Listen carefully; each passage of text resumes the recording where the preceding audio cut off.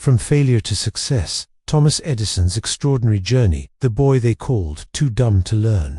7-year-old Thomas Alva Edison sat in the corner of his one-room schoolhouse in Port Huron, Michigan, tears streaming down his face as his teacher, Reverend George Engel, declared him addled in front of the entire class. The year was 1854, and young Tom had been struggling in school for 3 agonizing months.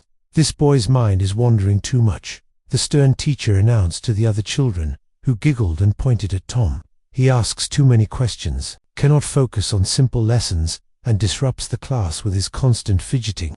I'm afraid he's too dumb to learn anything. His brain is scrambled." The words hit Tom like physical blows. He had always known he was different. While other children could sit still and recite their lessons perfectly, Tom's mind raced with questions. Why did the wind blow? How did birds fly? What made fire hot? When he asked these questions in class, Reverend Engel would grow red-faced and tell him to stop being foolish. Tom's learning difficulties were compounded by a hearing problem that had begun in early childhood. He couldn't always hear the teacher's instructions clearly, which made him appear inattentive and slow. The other children often had to repeat things to him, leading to further embarrassment and isolation. When Tom arrived home that day, his cheeks still wet with tears, he told his mother what had happened. Nancy Edison, a former schoolteacher from Canada, was absolutely furious. She had been educated at a prestigious girls' school and had taught before marriage. She knew intelligence when she saw it, and her son was brilliant, just different. The next morning, Nancy Edison marched into the schoolhouse like a force of nature.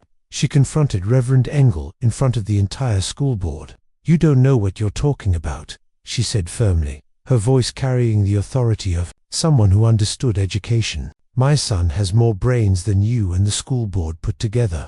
If this is what you call teaching, then I'll teach him myself." She took Tom's hand and walked out of that school forever. That day marked the end of Edison's formal education. 3 months of it, but it was also the beginning of something extraordinary that would change the world. A mother's faith and a boy's curiosity. Nancy Edison became the most important teacher in her son's life. She recognized what the school had failed to see. Tom wasn't slow or stupid. His mind simply worked differently.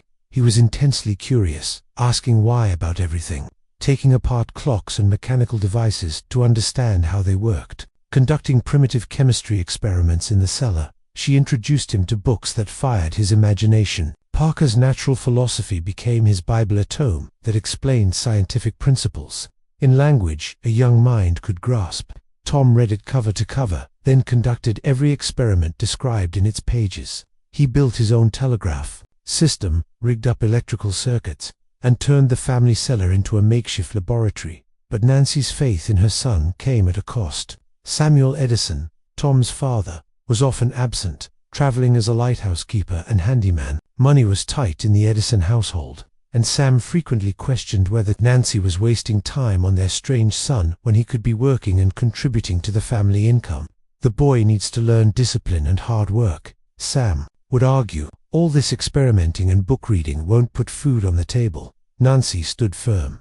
She scraped together money to buy Tom books and materials for his experiments. When neighbors complained about strange smells and sounds coming from their cellar, she defended her son's right to explore and discover. Tom's hearing continued to deteriorate throughout his childhood. By age 12, he was significantly deaf in both ears. The exact cause remains debated. Some attributed it to scarlet fever, others to a childhood accident, and still others to the progressive hearing loss that ran in his family. But rather than limiting him, his deafness became an unexpected advantage, allowing him to concentrate intensely without being distracted by noise. The young entrepreneur and his first ventures. By age 12, Edison was working to help support his struggling family. He convinced the Grand Trunk Railway to let him sell newspapers and candy on the daily train between Port Huron and Detroit. What started as a simple job selling newspapers quickly became something much more ambitious.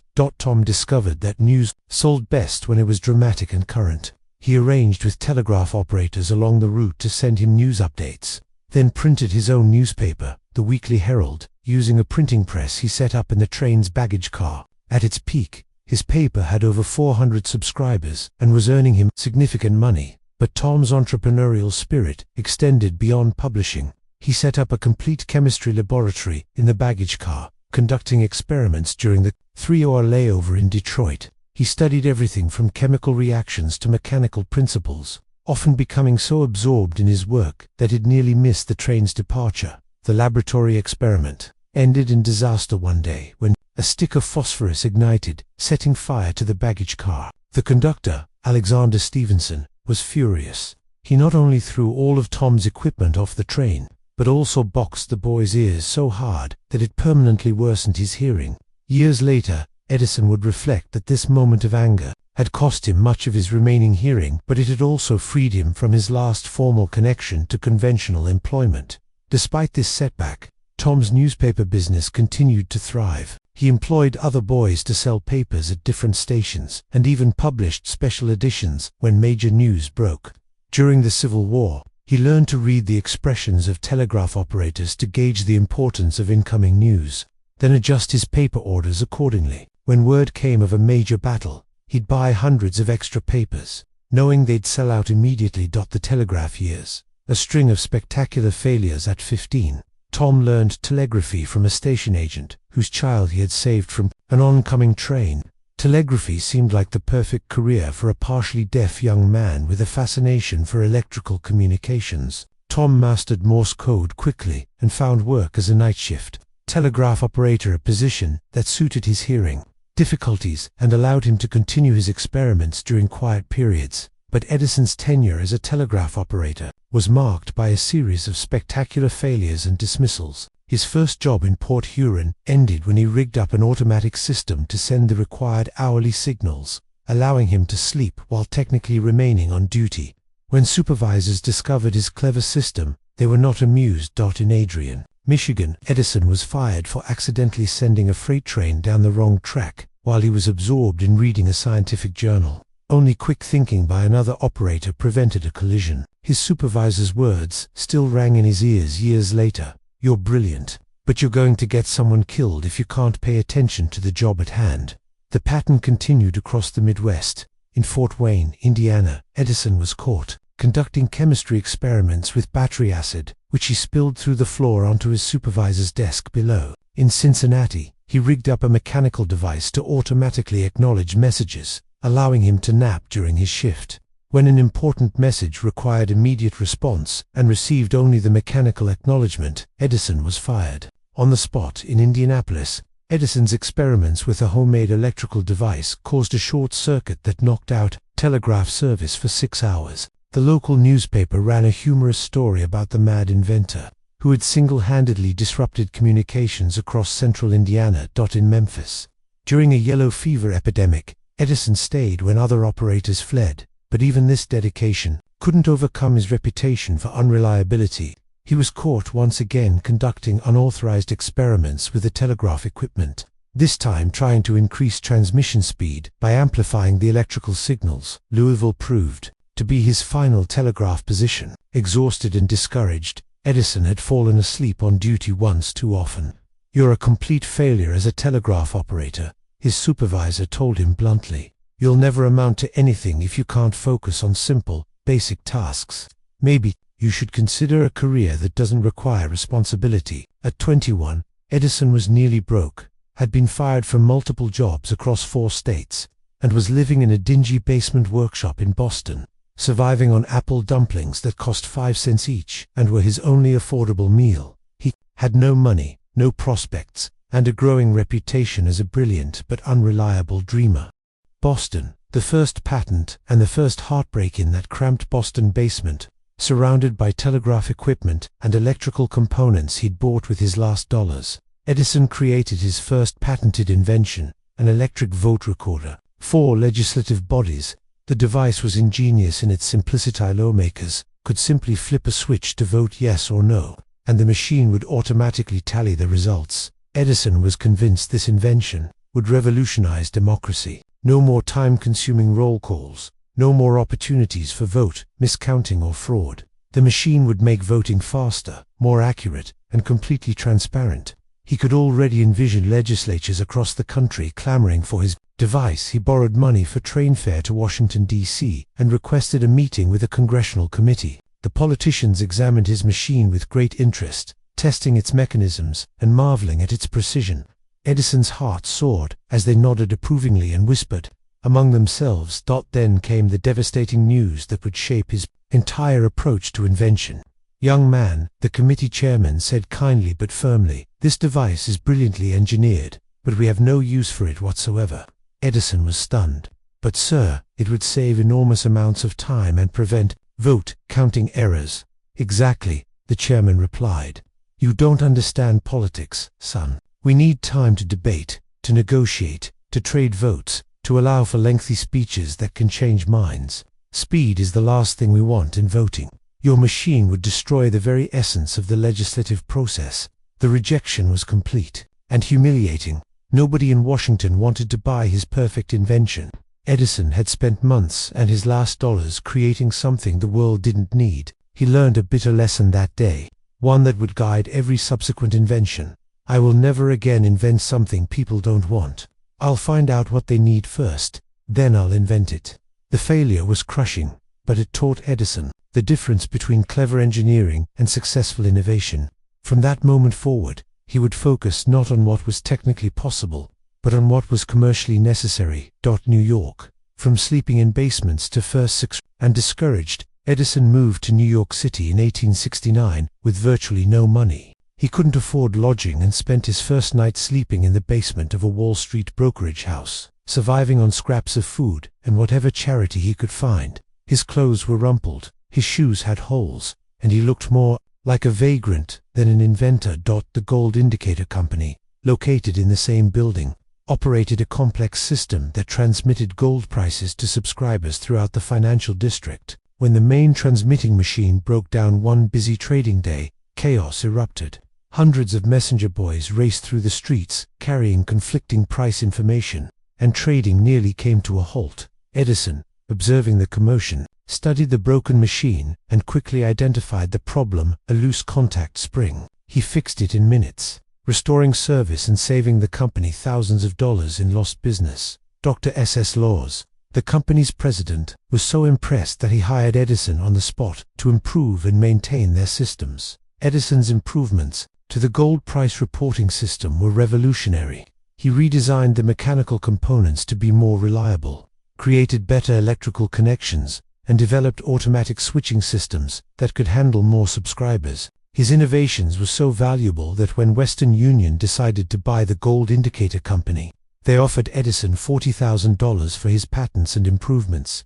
The amount was staggering, equivalent to over $800,000 in today's money. For the first time in his life, Edison had real financial security and professional recognition, but more importantly, he had discovered his true calling, not just inventing devices, but creating entire systems that solved real business problems. Menlo Park, the invention factory, with his newfound wealth. Edison established what he called an invention factory in Menlo Park, New Jersey. In 1876, his vision was audacious and unprecedented: to produce a minor invention every 10 days and a big thing every 6 months. No one had ever attempted to systematize the process of invention before. Many people thought he was completely crazy. The Menlo Park laboratory was unlike anything that had existed before. Edison hired a team of skilled craftsmen, chemists, and mathematicians, his muckers, as he affectionately called them. They worked in a collaborative environment where ideas were shared freely, and every experiment, whether successful or failed, was carefully documented. Edison's approach to invention was methodical and exhaustive. When working on the incandescent light bulb, his team tested over 3,000 different materials for the filament before finding one that worked reliably. They tried everything from human hair to bamboo fibers, from platinum wire to carbonized thread. Each failure was meticulously recorded, not as a defeat, but as valuable data that eliminated one more possibility. The laboratory operated around the clock. Edison himself often worked 20-hour days, sustained by brief naps on laboratory tables and consumed by an almost obsessive drive to solve whatever problem he was tackling. He installed a pipe organ in the laboratory, and when tensions ran high or experiments weren't progressing, he'd play music to relax his team and stimulate creative thinking. But Menlo Park was more than just a research facility. It was a new model for industrial innovation. Edison understood that invention was only the first step. His laboratory also focused on developing manufacturing processes. improving product reliability, and creating the business systems needed to bring inventions to market successfully. The phonograph, accidental genius. Edison's first major success at Menlo Park came almost by accident. While working on improvements to the telephone and telegraph, he discovered that he could record and play back sound using a simple device that traced vibrations onto tinfoil, wrapped around a rotating cylinder.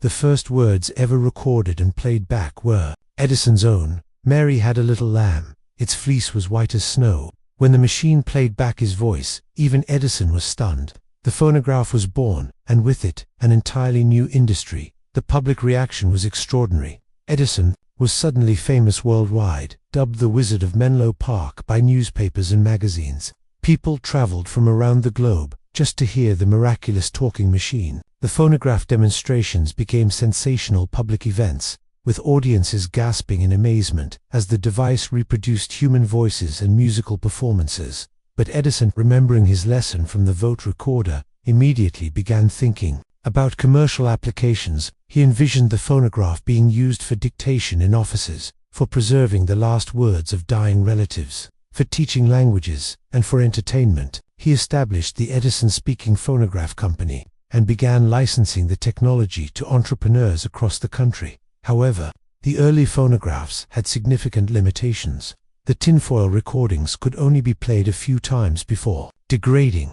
The sound quality was poor, and the machines were expensive and difficult to operate. Edison realized he needed to continue improving the technology while simultaneously building a market for it. The light bulb, 10,000 ways that didn't work. While the phonograph brought Edison fame, it was the incandescent light bulb that would secure his place in history and make him wealthy beyond imagination. But the path to success was paved with an extraordinary series of failures. Gaslighting dominated the market in the late 1870s, but it was dangerous, dirty, and expensive. Arc lighting existed for outdoor use, but it was far too bright and harsh for indoor applications. Edison recognized that a subdivision of electric light, a system where individual bulbs could be turned on and off independently, would revolutionize how people lived and worked. The technical challenges seemed insurmountable. An incandescent bulb needed a filament that would glow brightly when electricity passed through it, but wouldn't burn up in the presence of oxygen.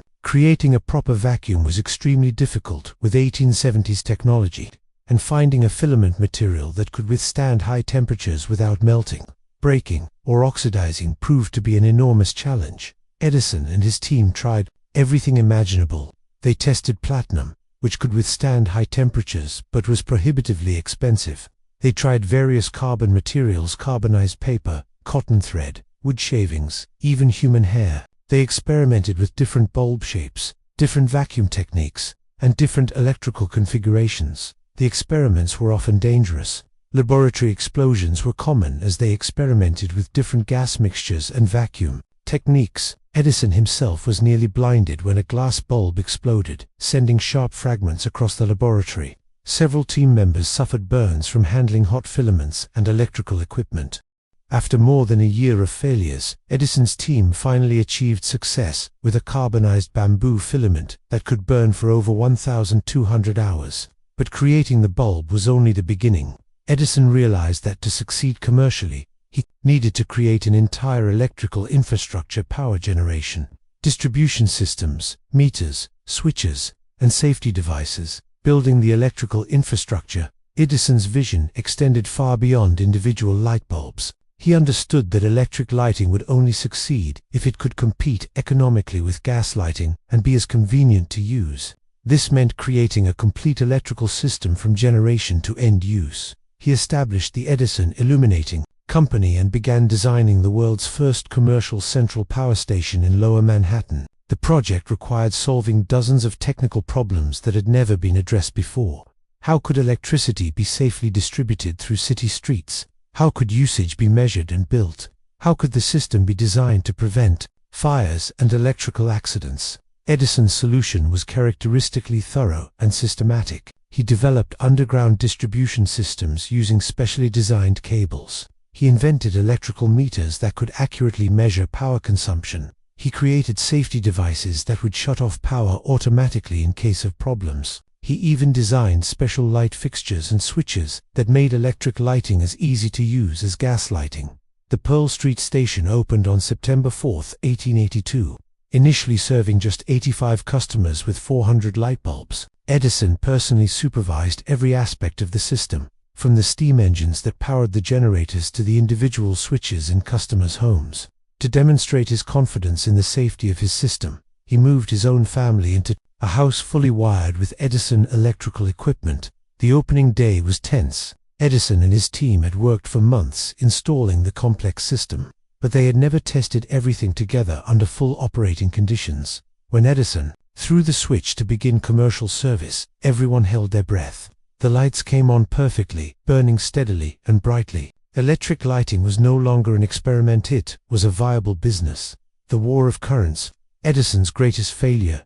Edison's commitment to direct current DC electrical systems led to one of his most spectacular and public failures. DC had significant technical limitations. It could only be transmitted efficiently over short distances, requiring power stations every few miles. But Edison had invested enormous amounts of time, money, and reputation in DC systems, and he refused to consider alternatives. George Westinghouse, a brilliant inventor and businessman, acquired the patents for alternating current AC systems, developed by Nikola Tesla and others. AC could be transmitted over much longer distances using transformers, making it far more practical and economical for widespread electrical distribution. Edison's response was to wage a public relations war against AC power, emphasizing its dangers and attempting to associate it with death and destruction. He staged public demonstrations where he electrocuted animals using AC current, trying to prove that Westinghouse's system was too dangerous for public use.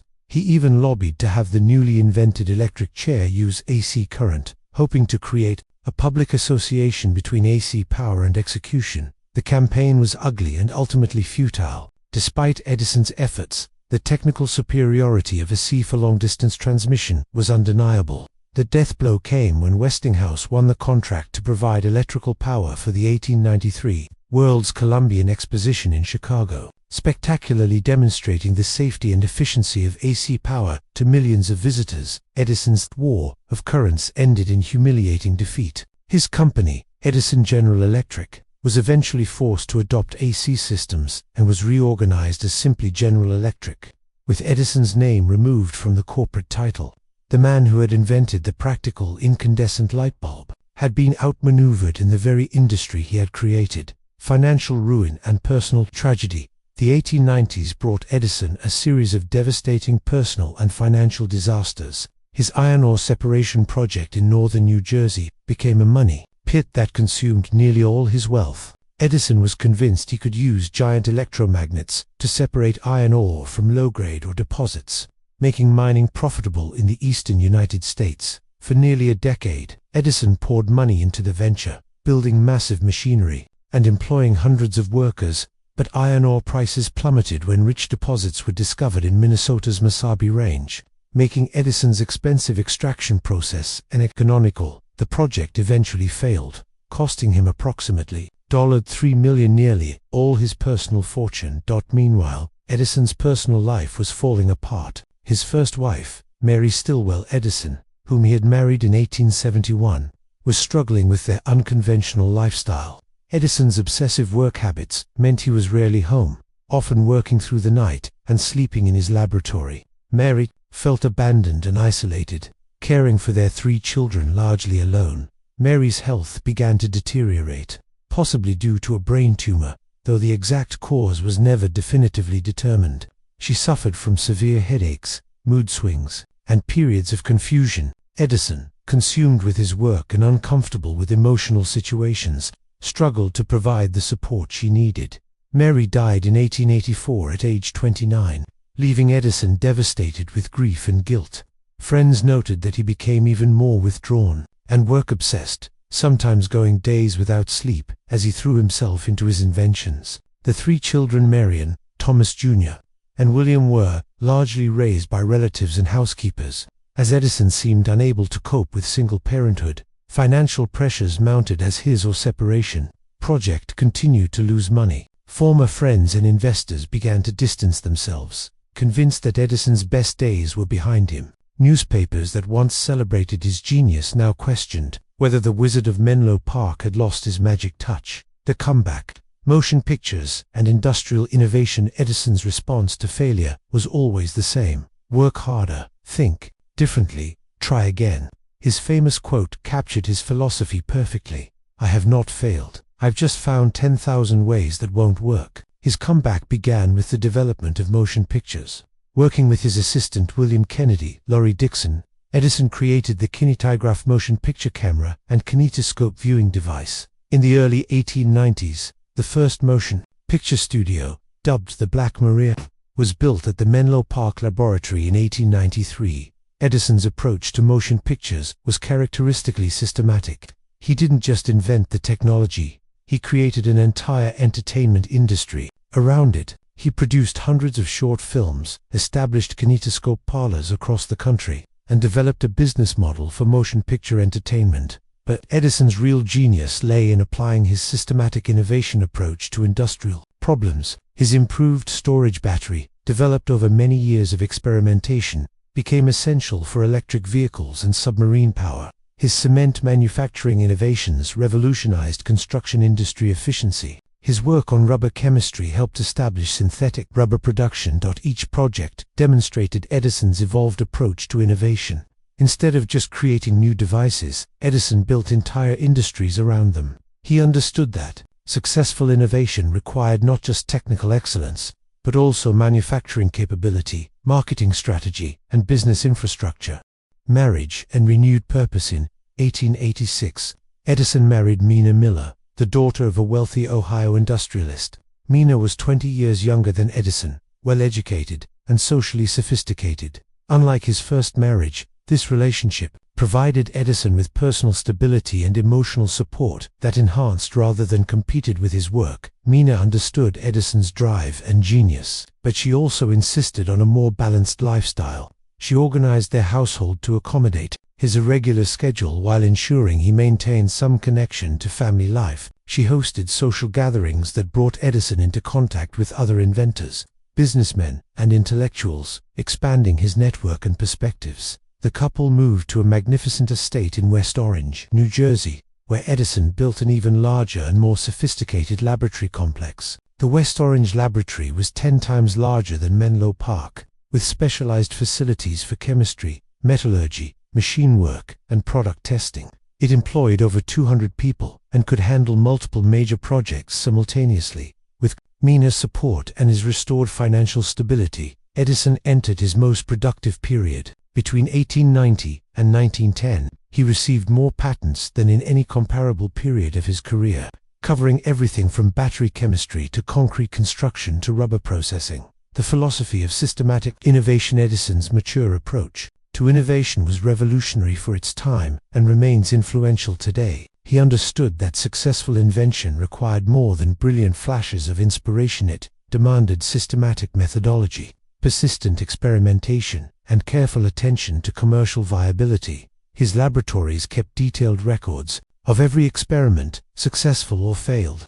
Edison believed that documenting failures was as important as celebrating successes, because understanding why something didn't work was often the key to finding what would work. This systematic approach to learning from failure became a model for modern research and development. Edison also pioneered the concept of interdisciplinary collaboration. His teams included not just inventors and engineers, but also chemists, physicists, machinists, and business experts. He understood that complex innovations required diverse expertise and perspectives. Most importantly, Edison never forgot his early lesson about the vote recorder. Technical brilliance meant nothing without commercial application. Every project was evaluated not just for its technical feasibility, but for its market potential, manufacturing requirements, and business scalability. The sage of West Orange. By 1910, Edison had become not just an inventor, but a cultural icon and business sage. His opinions were sought on everything from education to politics to the future of technology. He used his platform to advocate for practical education, industrial research, and American technological leadership. Edison's views on education were shaped by his own experience of learning outside traditional academic structures. He argued that schools should focus more on practical skills and hands-on experimentation rather than rote memorization. He believed that every child had natural curiosity and creativity that could be developed through proper encouragement and opportunity. During World War I, Edison served as chairman of the Naval Consulting Board, applying his systematic innovation approach to military problems. His team developed submarine detection devices, ship camouflage techniques, and chemical processes for munitions production. Though some criticized his methods as too slow for wartime urgency, his contributions were ultimately valuable and influential. Edison also became a mentor to younger inventors and entrepreneurs. He regularly hosted visitors at his West Orange laboratory, sharing his methods and philosophy with anyone genuinely interested in innovation. Many future business leaders and inventors traced their inspiration to meetings with the aging wizard. Recognition and reflection. In 1928, Edison received the Congressional Gold Medal, the highest civilian honor in America. President Calvin Coolidge praised him as a man whose inventions have been instrumental in the material advancement of the world and the betterment of human conditions. By then, Edison held 1,093 patents in the United States alone, with thousands more internationally. His companies had evolved into some of the world's largest corporations. Motion pictures, recorded music, electric lighting, and industrial machinery. Entire industries bore his fingerprints. Yet Edison remained remarkably modest about his achievements. When asked about his secret to success, he consistently emphasized persistence over genius. Genius is 1% inspiration and 99% perspiration. He would say, "The man who doesn't make up his mind to cultivate the habit of thinking misses the greatest pleasure in life." Edison's perspective on failure evolved throughout his career. In his early years, failures were devastating setbacks that threatened his survival. By his later years, he viewed them as essential components of the innovation process. "I've learned more from my failures than from my successes," he reflected. "Every wrong attempt discarded is a step forward." The final years and lasting impact. Edison remained active in his laboratory well into his 80s, though his pace slowed and his focus shifted toward mentoring younger inventors. His last major project was an attempt to find a domestic source of rubber, experimenting with thousands of plant varieties to reduce American dependence on foreign rubber imports. When Edison died on October 18, 1931, at age 84, his estate was worth approximately $12 million, equivalent to over $200 million today. But his true wealth lay in the transformation of human civilization that his inventions had enabled. President Herbert Hoover suggested that all electrical power in America be turned off for 1 minute in tribute to Edison. The idea was abandoned when officials realized how completely Edison's inventions had become woven into the fabric of modern life. Turning off the lights would have shut down hospitals, stopped trains, and plunged the entire nation into darkness. Instead, Americans simply dimmed their lights at 10 p.m. Eastern Time. On the day of his funeral, a gentle reminder that the boy once considered too dumb to learn had literally illuminated the world. The eternal legacy. Edison's story reveals profound truths about the relationship between failure and success. Every rejection, every failed experiment, every business disaster had taught him something essential. His partial deafness, initially seen as a disability, actually helped him concentrate by blocking out distractions. His lack of formal education freed him from conventional thinking and academic limitations. The teacher, who called him too dumb to learn, had unknowingly unleashed one of history's greatest minds by forcing him to learn differently. The employers, who fired him for being unreliable, had inadvertently pushed him toward independence and entrepreneurship. The investors who rejected his early inventions had taught him to focus on market needs rather than technical cleverness. Edison's ultimate triumph came not from avoiding failure, but from transforming failure itself into a tool for success. He demonstrated that persistence, curiosity, and systematic effort could overcome any disadvantage or setback. His approach to innovation, methodical experimentation, detailed documentation, collaborative teamwork, and commercial focus became the foundation for modern industrial research and development. Today, every time someone persists through setbacks, experiments with new approaches, or refuses to accept impossible as an answer, they honor the spirit of Thomas Edison. His legacy lives on, not just in his specific inventions, but in his proof that there is no such thing as failure, only education disguised as disappointment. the boy who was dismissed from school after 3 months went on to transform how the world works, thinks, and dreams. Edison's journey from failure to success remains one of history's most inspiring examples of how dedication, persistence, and the courage to fail can ultimately lead to extraordinary achievement. His life stands as eternal proof that our setbacks do not define our limits, they simply redirect us toward our true potential. Asterisk.